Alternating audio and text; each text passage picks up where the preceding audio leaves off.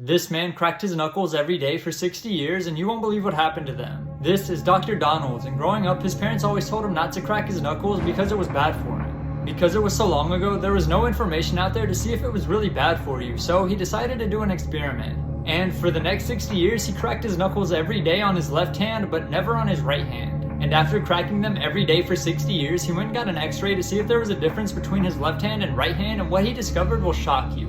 But before I continue, I found an app that pays you to walk, so unless you hate making money, press right here. After looking at the x-rays, the doctors determined that there was no difference between the hands.